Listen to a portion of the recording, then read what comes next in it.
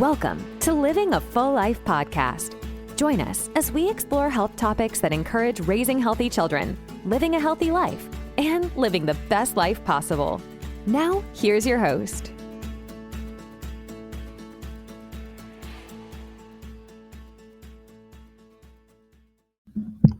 Hello, everybody. Welcome to another week of Living a Full Life podcast. I am your host again, Dr. Enrico Dolce-Corri. We are going through the neurodevelopmental series that we started from birth all the way up to 25 years old of the brain developing, and as a parent, how we can navigate all of these milestones and these times of our children's development in the best way possible, so that we can be the most encouraging and most influential people in their life that sets them up for success in physical, mental, and emotional well-being.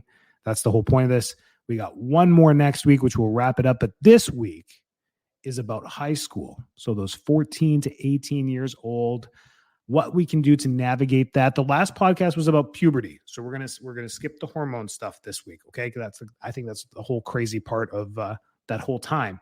So let's talk about the neurodevelopmental phase of the rest of the brain during this time from 14 to 18. So let's dive into that. During this time, cognitive development is moving quickly. Now the academic level of our children's understanding is through the roof. These are the ages where they can remember stuff, take tests, take multiple courses. I mean, high school, that 14 to 18 is just such an intelligent phase of their life. They become know-it-alls, don't they?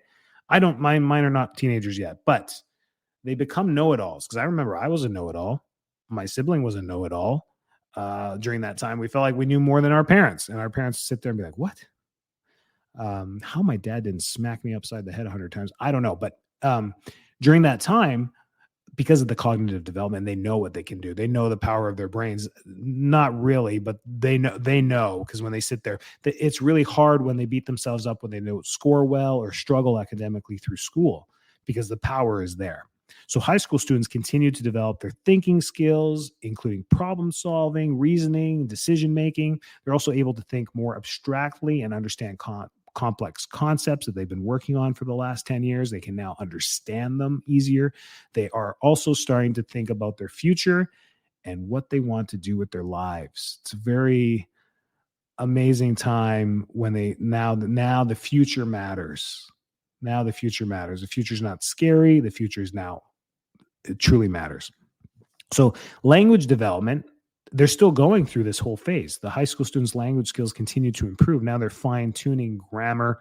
They're able to use more complex vocabulary, and they're able to better understand and express abstract ideas. They're also able to communicate effectively in different settings, such as in school or at work, maybe at a part-time job, or in social situations with their friends. They can be dynamic with their social understanding and language development depending on the groups that they're at.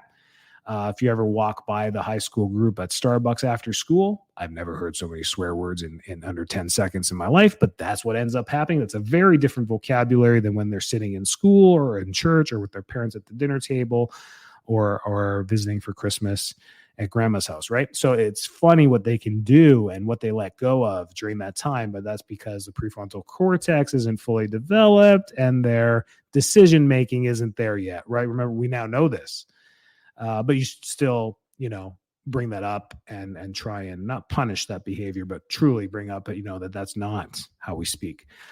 Social emotional development. High school students are going through a lot of changes, both physically and emotionally.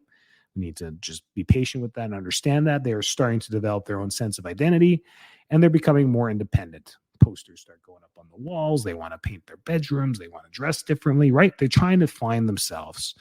And through social constructs, unfortunately, through what social the outside world has put together on MTV, on television, on music videos, through music, through radio, through YouTube, through Instagram, through all the social media, they're trying to find out who they are. And I think it's more complicated now than it was when I was a kid in the 80s or when my parents were kids in the 60s, or even, you keep going back. I think it's way more complicated now. There's just too much going on. So we got to be patient with that. We also have to be a guiding light for them in that as well. and whatever guiding light you guys value in your life too, if it's God or spiritual or religion, whatever it is, make sure we embrace those values and make sure that they embrace those values as well, so that they do feel like they're safe, and there is always a guiding light for them. And you're the brightest light that they have. Remember that. They are also able to communicate effectively in different settings. Oh, we talked about that. They are also becoming more aware of their peers and their social relationships. Now they're concerned about what others are doing too. Way more. Now it's affecting them directly. And they want to fit in. They want to be a part of it. They don't want to be excluded. They feel excluded. Because they're just not that other person. They never will be, but they haven't made that connection yet. They want to be that. They think they want to be that person. That person doesn't want to be who they are. They want to be who they are. It's a weird time. They are also starting to explore their sexuality and relationships as well. We need to just be aware of that. We just need to know. We know that you've been in high school too. You remember. We just need to be aware of it and create open dialogue and safety nets for your kids so that they feel safe to ask you those questions. As uncomfortable as they are for you, this isn't about you. You're old. You're done. It's about the next generation. It's about your kids. I joke about this as a chiropractor when patients come in. They come in like, oh, this hurts, that hurts. Oh, it's old age. And I'll joke with them. I'll be like, yeah, you're old. There's really not much left to worry about. Let's just deal with this and get through it. And let's just focus on the things that matter. And everyone usually laughs and takes it with a grain of salt because it's true. I mean, the purpose is the next generation. It has to be, whether you like them or not. They're the ones that are going to be taking care of you. They're the ones that are going to be pulling you over when you get a speeding ticket. They're the ones who are going to be running the next CEO of the major hospital. They're the ones that are going to be there. There's just no way around it. So understanding that, they're becoming aware of all this. Motor development. This is like a fine-tune. High school students are still growing, developing physically. They may start off in ninth grade at 5'7", and they may graduate at 6'4". It is unbelievable, the motor development that happens during this time. They're becoming more coordinated and agile. High school basketball is very cool to watch. High school sports are cool. I mean, these kids are super agile. They just don't have the muscle mass yet. That comes in later through the finishing of hormone development. We'll talk about that in the next phase. And they participate in more. They want to participate in more challenging activities. They want to feel challenged. They're getting comfortable with their bodies. They're moving them. Facilitate that as a parent. That's all you can do, is just encourage it, facilitate it, and let them guide their way. Whatever sport it is they want to do, try your best to make it happen. Some of these are unbelievably expensive. I don't know if you guys ever play hockey or anything like that. Unbelievable what it costs to keep your kids in school. So do your best. I mean, not everyone has money growing on trees in their backyard. I get it. But trying to facilitate as best as you can, martial arts, whatever it may be. That's your job, is to facilitate it. They're also starting to develop their own personal styles and interests. Didn't have to tell you that. You observed that quite well, right? But it's important to know who you are. It's important to find who you are too. So these things should be supported. I know you're listening to all my podcasts. You're like, dude, I have to support everything. I'm like, yes, you do have to support everything. You have to create a safety net. Please create the safety nets. The problems we run into in society is because so many humans don't have safety nets. They never did.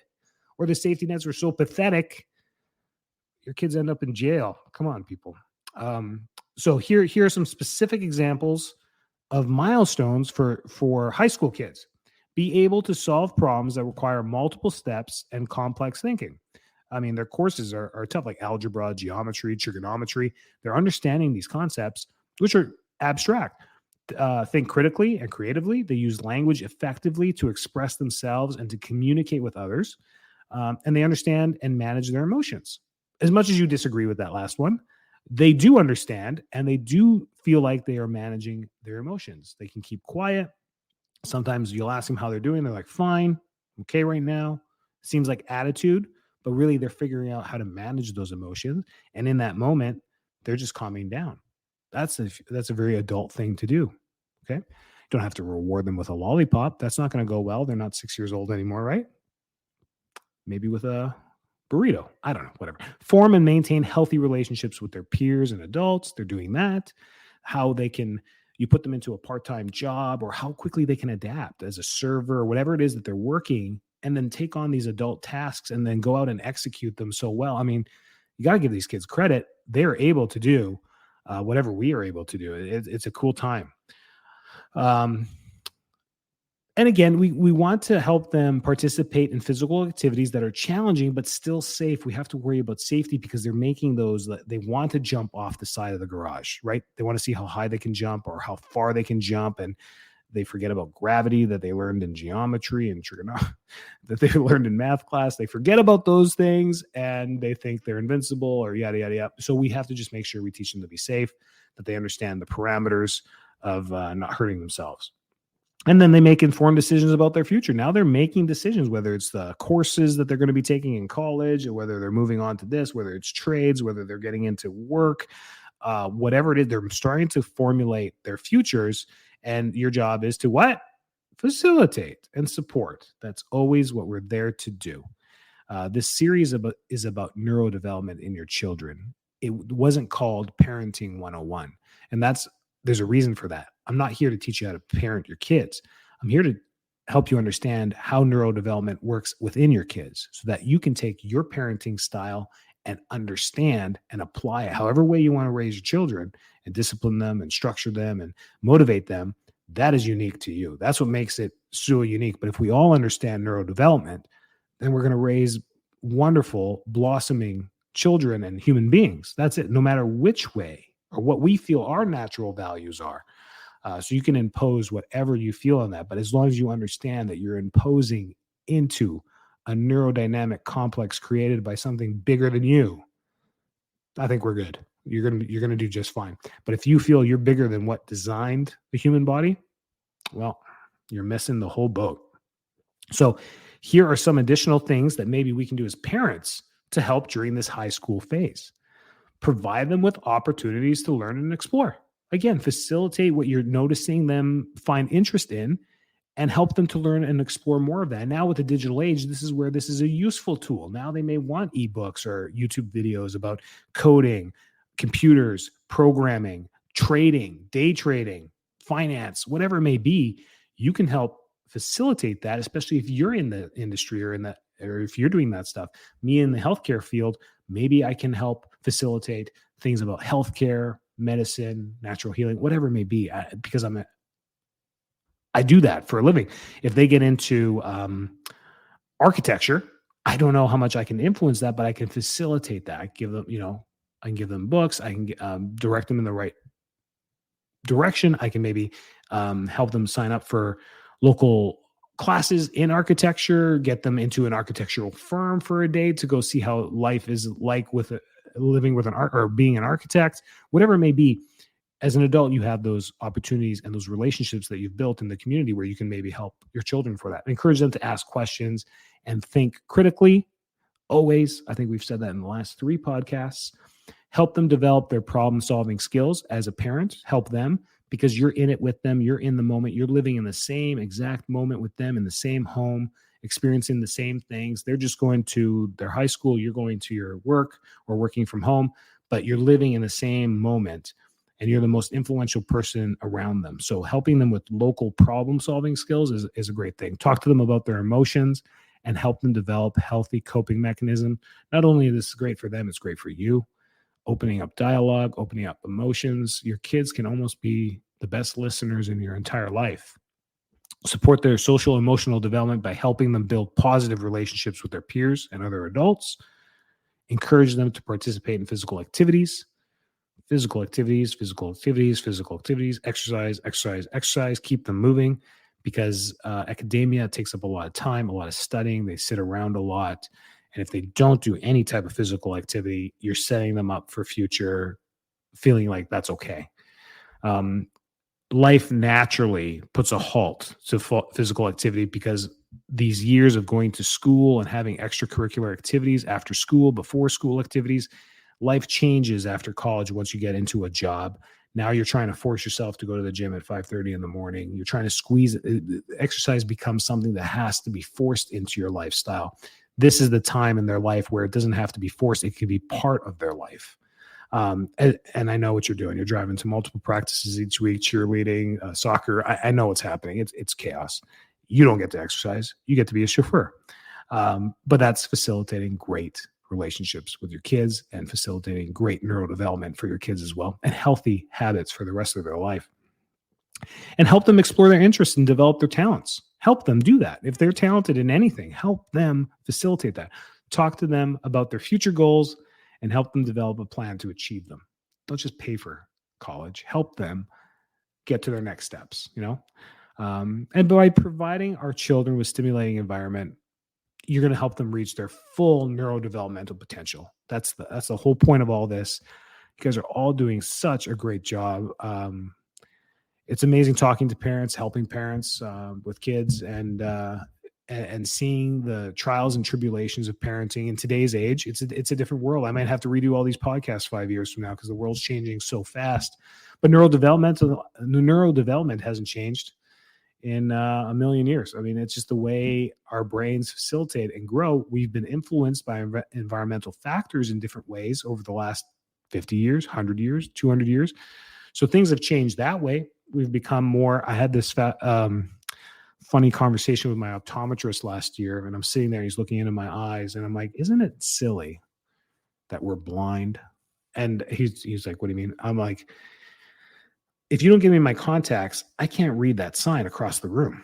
And when I'm driving, I can't see, like it's fuzzy down the road. Like if an animal comes out, I don't know what animal it is. I'm just lucky that I can see the shape of it. So maybe I'll stop. And I'm trying to be funny with him. And he's like, I'm like, isn't it silly? Humans do that. Imagine if other animals lost a sense or an attribute like that, they would go extinct. He's like, yeah, that's the cool thing about humans is we can change our entire environment. And he just stopped talking. I was like, well, is there more to this thought? Like, that's it? You're done with that? Like, we can change our environment. So I understand that's what makes us human. That's what makes us cool. That's what makes us the top of the food chain. I get it. You don't have to tell me this, Doc. I know, but adaptively losing our abilities, do you feel like that's a good evolutionary thing that's happening? So I'm going to tell you right now, our eyesight wasn't this bad 200 years ago because all those people died because they couldn't survive. I mean, they couldn't see. That's the way it works. I mean, now, yes, we can adapt and we can live with assistance. But 500 years ago, if you were deaf or blind, somebody would have snuck up behind you and shanked you. You wouldn't even hear them coming. So that's just the world if you know anything about history, that's just the way it was. So I don't understand that concept. It's just weird. Vitality versus mechanism. When people start to think mechanically that the body is some type of machine rather than vitalistically, where the body is this encompassing mechanism that, that surpasses our intelligence and works innately. Just these systems cannot be replicated in a lab. The hormonal cascade still cannot be replicated in a lab. What we do is we synthetically take a hormone at the very end of its stage that we understand, and we synthetically put that into the body, not knowing that the entire cascade of how that hormone is synthesized in the body is the way it's supposed to work. So when we inject something bypassing that entire cascade, we've missed the whole point. We wonder why hormone, I'm just using hormones as an example, therapy doesn't work for everybody, or they have massive side effects. It's because they're not going through the proper cascade. One example. How did we get here? Weren't we talking about raising healthy kids? There you go. That you guys are doing a great job when it comes to raising your kids. The point with my optometrist was that you got to surround yourself with your village. And there's tons of people out there that think a lot like you. There's no one out there that thinks identically like you. And you got to remember that. And just because someone doesn't think identically like you doesn't mean you shouldn't like them. You should put your village with people who think generally like you. Because the people who don't think generally like you are crazy.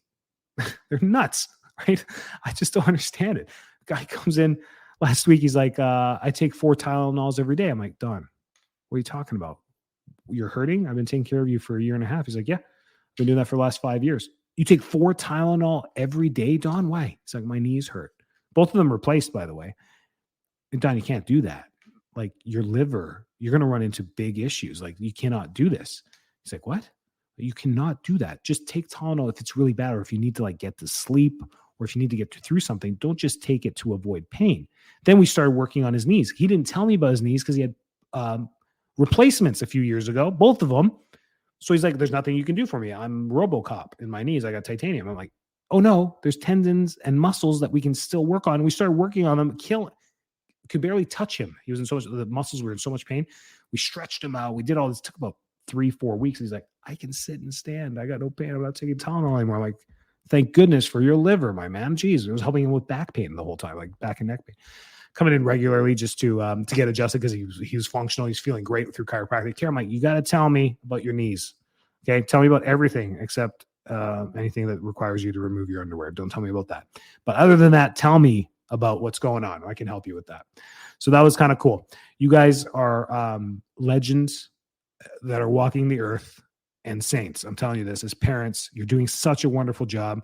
Tune in next week one more time for the conclusion of this neuro. I've had a lot of fun doing this. And then that's going to be one full year of this podcast. And then we want to switch it up a little bit, make it more exciting, get some rock and roll music in here. I don't know, whatever we need to get this pumped up and turn season 2 into something really fun. So share your ideas. Anyone you want to talk to, we can probably get them through people that we know in the health field.